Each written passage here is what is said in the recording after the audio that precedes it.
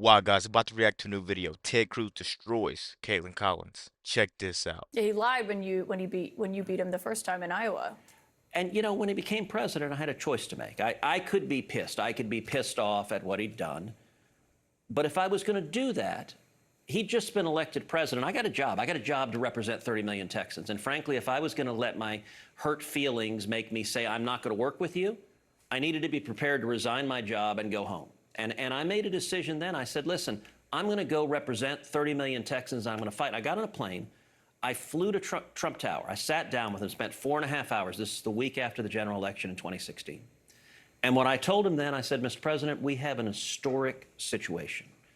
The voters have given us control of the White House and both houses of Congress. We can't waste this. And I told him then, I said, listen, I want to roll up my sleeves and go to work and lead the effort to deliver on our promises. And as I look back to the Trump presidency, I think we accomplished incredible victories for the American people. But this moment, what you said there, you know, you talked about your family. They targeted not just your dad, but also your wife. And I think a lot of people sitting at home would say, well, that's pretty cynical. I mean, this is someone who attacked your own members of your family. And what we learned from this testimony is that not only did Donald Trump know about it, he coordinated it. Look, I understand, but I knew then it was lies. It was lies then. It's but you didn't know now. Donald Trump himself was coordinating it. Of course I did. I said he did. It was obvious. And at the end of the day, I'm a big boy. And as I said, I could have made a choice. Listen, if I were a private citizen, I could decide my feelings are hurt and I'm just going to leave. But if I do that, I can't do my job. And I care about my job.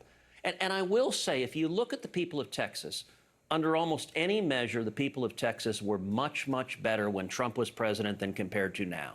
You look at, we passed an historic tax cut. I worked very hard with him on that. I don't care if you don't like his rhetoric. I don't care if you don't like how he goes about things, as long as he gets things done. Produced incredible economic prosperity. We had the lowest unemployment rate in 50 years. But do you think of the tactics that he used to get where he was? I don't like him. I can't stand him. Do you think he would have been the nominee had he not done stuff like that? I don't know. I think Donald Trump is a unique character in American history. There are things he says and does that I like. There are things he says and does that I don't like. I'll tell you what millions of Americans love about him is that he's got backbones and guts, and that he's willing to stand and fight, and that matters. Exactly.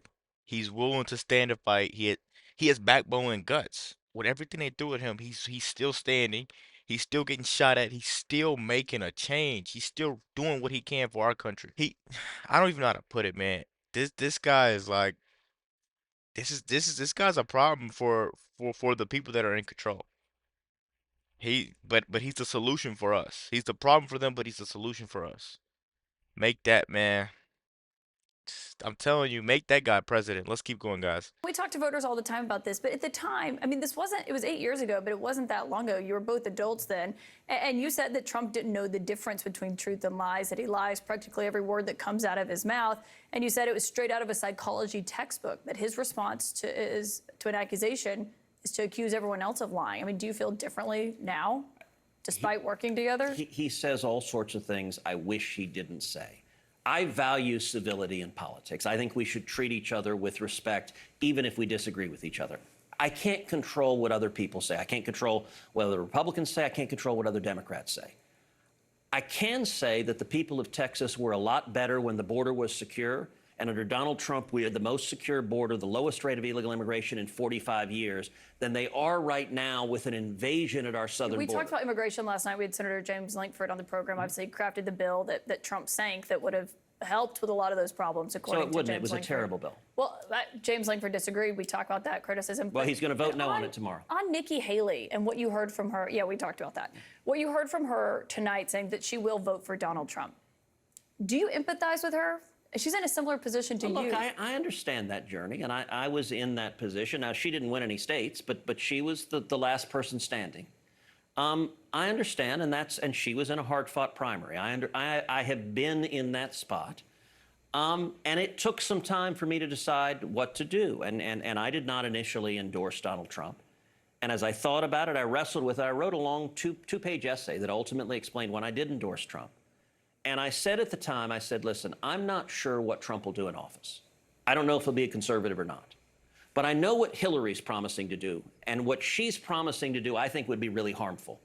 And so I'm going to make the decision to go with someone who is saying he will do good things, and I'm going to do everything I can to help encourage him to do good We've things. seen this argument. I mean, we've had Bill Barr was sitting in that seat, and he said he's voting for Donald Trump, even though he said Donald Trump can't get his policies accomplished. He said Donald Trump basically gets in his own way. But I do want to ask you about the election. You were the first senator to object to the votes.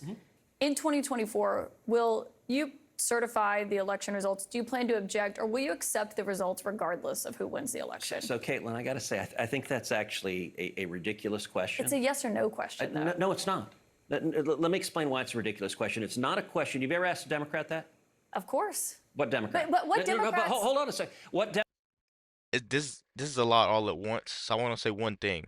She just tried to sit there and say they asked the voters, the Democrat voters, all types of questions, and they have all positive things to say and a bunch of negative stuff to say about Trump. That makes no sense because if you go look at the Benny Johnson's new video, they're on there asking people in Chicago, where Barack Obama claims he's from, how they feel about Trump, and everybody's saying that they're voting for Trump. This is the type of stuff the media doesn't want to show you. They don't want to show you because it shines a bright light on him, and it kind of makes the guy that they're pushing so much look bad. That's honestly what they're trying to do nowadays, and it's just so sad how all this stuff is going on, but the people that want to keep voting Democrat don't see it. I can't say too much about it because I used to be a little blinded by it too, but man, after I start doing some digging and start finding out who these people really are and what they really want to push and how they're trying to take advantage of kids, man, it's become way easier to see it. But I want to try to spread the truth as much as possible with what's going on. So let's keep going, guys. Democrats challenge it. What Democrats? I know. I've been down this road many times. But no Democrat. You cannot compare the two situations. We have talked about that. We've seen the audio of that when they protested on the Senate floor. Hold on a second. But has you ever had a sitting president who refused to facilitate the peaceful transition of power, refused to acknowledge that his successor won the presidency? So we did have a peaceful transfer of power. I was there on January 20th. I was there on the swearing in. Barely. B, if you look at in 2000, Democrats went to the Senate, or 2001, Democrats went to the Senate floor and objected to George W. Bush. In 2004, they went and objected. And what did the president do? In 2016, Democrats went and objected to Donald Trump. And so... Look, and what happened in 2016? Because I remember a guy named Joe Biden was vice president, and he went to the Senate floor and certified the votes. So do you want... Am I wrong? So you're asking, will you promise no matter what to agree an election is illegitimate regardless of what happens? And that would be an absurd thing to claim. Like, we have an entire election law system that people challenge elections. Elections get overturned. Voter fraud gets proven. That happens all the time. And the media engages in this weird game post-Donald Trump that you insist no voter fraud has ever existed. Why does every state have laws in place to challenge voter fraud if it occurs? The media Why do you have election challenges? This isn't a game. There was no widespread voter fraud. You only ask Republicans that. Because it was Republicans who tried to block the transition of power.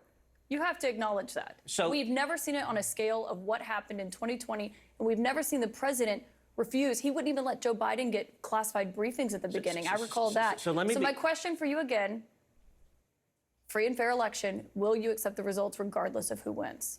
Look, if the Democrats win, I will. I'm not gonna lie, man. It's gonna be really hard for me to accept the results this year with everything we've been through. If you guys really go out and you vote blue after these tough times we just lived in, man, I don't know how much of this I could take. Honestly, I don't know how you could just be so oblivious to what's going on. Like, voting blue will be the biggest mistake that you could make, I think, this year in your lifetime. Cause man, we're not gonna see changes. They haven't changed anything any of the times they've been elected. They've only caused harm to this country. Let's finish this video off, guys. I'm gonna tap back in at the end of this. Let's keep going. Accept the result, but I'm not going to ignore fraud. But was there regardless fraud of what in 2020? Of course there was fraud in No, 2020. there wasn't, and you still objected. Oh, you know for a fact there was zero voter fraud. Really? What's your basis for that? Show me your evidence. We've spoken with Governor Kemp. They did 3 hand recounts in the state of Georgia. The director of CISA said that it was the safest, most legitimate election. But in you're United saying zero States voter history. fraud occurred. That's what These you are just said. Nothing that would have changed the outcome Okay, of that but that's a election. different statement. But no, it's not, because if Yes, it it wouldn't have is. changed You said there was no voter fraud. there was no voter fraud that would have changed the outcome of the election, and you Wait a minute. We just caught her. evidence. We've spoken with Governor Kemp. They did 3 hand recounts in the state of Georgia. The director of CISA said that it was the safest, most legitimate election. But in you're United saying zero States voter history. fraud occurred. That's what you These are just said. Nothing that would have changed the outcome Okay, of that but that's a election. different statement. Nothing that would have changed the outcome. That's still voter fraud. So what stuff went undetected? We got him. Come on, man. No, it's not, because if Yes, it wouldn't have is. You changed said there was no voter fraud. there was no voter fraud that would have changed the outcome of the election, and you know that, Senator. So what I know is that what I stood on the Senate floor and objected, what I called for, I'll tell you, I wrestled with what to do in that circumstance. And the reason I wrestled with it is because I think there was significant voter fraud in 2020. And You wanted the 10-day commission, I know, but was there voter fraud that would have changed but the do you outcome know of the why I election? wanted a 10-day commission? Because I tried to look, I'm a Supreme Court litigator. I argue cases in front of the Supreme Court. I know. I tried to look through history and precedent, and the best precedent I could find was the election of 1876. 1876 was between Rutherford B. Hayes and Samuel Tilden. And what happened there were serious allegations of voter fraud, and Congress didn't throw its hands up and say, you know what? CNN demanded that I accept the results no matter what, so ignore the fraud. I got to go. But hold on. What did Congress do in 1876? How did the president handle it? What did Congress do in 1876? Senator, I have to know, you can't answer yes or no to this question. I'm asking a question. What did Congress do in 1876? You can't answer yes or no to this question. And Republicans, can you answer my question? Why are you refusing to answer my question? I'm conducting the interview with all due respect, Senator. And let me ask you, it's Republicans have twisted themselves in knots. It's just a yes or no question. I'm not twisting myself. I'm answering your question. You just don't like my answer. And what's your answer? Is it yes or is it no? So in 1876, what Congress did is it appointed an election commission. It consisted of 15 people, 5 House members, 5 senators, 5 Supreme Court justices. The election commission was charged with studying the evidence and making a determination of what voter fraud occurred, and that determined the winner. And what I called for in 2020 was to do the same thing, appoint an election commission, and 11 senators joined me. Senator, with all due respect, after it had been thrown out of many courts, after the Attorney General Bill Barr, because there was no basis for those court cases. No, so that's actually Senator, not. With all due respect, you asked me a question. Do you want me to answer it? And you didn't answer the question. Yes, I did. Court cases were thrown out. Hold on a second. The Attorney General said there was no widespread fraud. You're not clearly answering the question. I want to thank you for that. What question am I not? I'm answering every question. I think the country would have been a lot better off with a determination of what evidence of voter fraud there was that occurred, and instead the media didn't want to hear it and insists voter fraud never occurs. You ought to go back and look at the Carter-Baker Commission. It was the Attorney General, and my question was about it was the media. It was CNN that relentlessly pushed that propaganda. And by the way, never holds. That there was no widespread fraud in the election? That voter fraud doesn't exist, and anyone who says it does is wearing a tinfoil hat. That is propaganda. And by the way, you never asked Hillary Clinton this. You never asked Stacey Abrams this. You never asked Al Gore this. With all due respect, and every Senator, one of them said the Republicans who won were illegitimate. I haven't had any of them on my show. We'll talk to them, but I don't remember there being a president who was refusing to turn over the transition of power and facilitate in it. And Trump didn't either. Joe Biden became president. My question was about 2024. You did not answer. Let me say a final point for you. You said they haven't come. Thank you very much, Senator Ted Cruz. My opponent, Colin Allred, hasn't either. He ought to come to your show. Senator Ted Cruz, no answer to that question. Thank you very much. You know, guys, that interview kind of started off fine and okay, like it was watchable. But then she said, I'm conducting the interview. That's when it, turned into a debate and it became not watchable. I don't understand how she's trying to take up for these people that keep trying to steal elections from Trump. Let me know what you guys think about this quick video. Be sure to like, comment, subscribe if you're new. And as always, let me know what to react to. We're out.